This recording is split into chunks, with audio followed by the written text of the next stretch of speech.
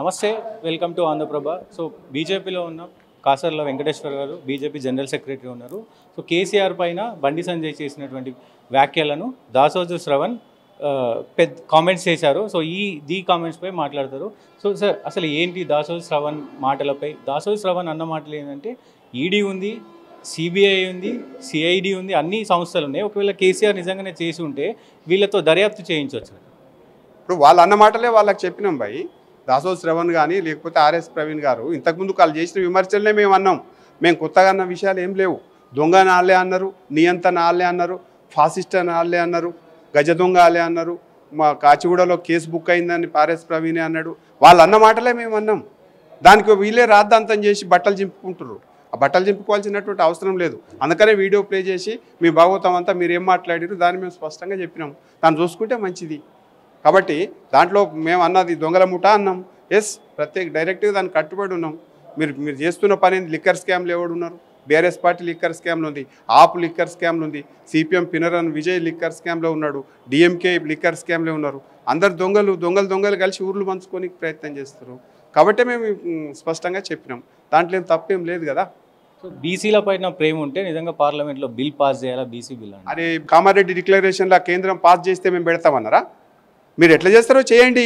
మీరు ఇచ్చిన హామీ అది, మేము ఇచ్చిన హామీ కాదు. భారతీయ జనతా పార్టీ స్పష్టంగా చెప్తుంది, మైనారిటీ రిజర్వేషన్స్ కనుక యాడ్ చేస్తే బీసీలకు అన్యాయం చేస్తుంది కాంగ్రెస్ పార్టీ, బీఆర్ఎస్ పార్టీ. ఏం మాట్లాడుతున్నాడు ఆయన? 42% బీసీలు ఉన్నారు, 10% మైనారిటీస్ని కలిపినరు. మేము ఎందుకు ఒప్పుకుంటాం? మైనారిటీ రిజర్వేషన్స్ ఏవైతున్నాయో రాజ్యాంగానికి వ్యతిరేకం. ఇలా తెలుసుకొని మాట్లాడితే మంచిది గంగుల కమలాకరు. అంతకుమించి వేరే ఆయన గురించి చెప్పాల్సినట్టు అవసరం లేదు. రాజ్యాంగం ఏం చెప్తుంది? మైనారిటీ రిజర్వేషన్స్ వ్యతిరేకం, చట్టబద్ధం ఉండదు అని చెప్పింది. దాన్ని మైనారిటీలను కూడా బీసీలను కలిపి 10% వాళ్ళకి 42 ఇస్తామంటే బీసీలు దుబ్బాలనా ఇవ్వాలా? బీసీలు అంతా పనికి మళ్ళీలా? బీసీ రిజర్వేషన్లు ఇచ్చే నువ్వు ముస్లిమ్స్కి పంచే హక్కు నీకెక్కడిది? సరైన విధానం కాదు. దాన్ని చట్టపరంగా మేము ఆలోచన చేస్తాం అంతే తప్ప నువ్వు ఇష్టం నువ్వేం చేయమంటే అది చేయాలనా? బీసీలను పాతరేయాలనా? బీసీలకు అన్యాయం చేయాలనా?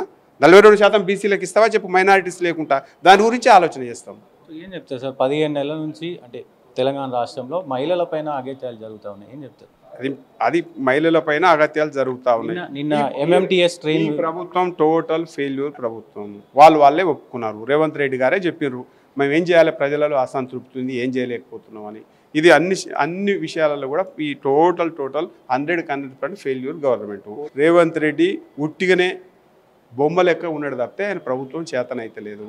ఏమున్నా 40 సార్లు ఢిల్లీకి పోయి ఇచ్చిండు, అంతకుమించి వేరే ఏం లేదు. అది గురించి చెప్పాల్సిన అవసరం లేదు. ప్రజలందరూ చర్చ చేసుకుంటారు.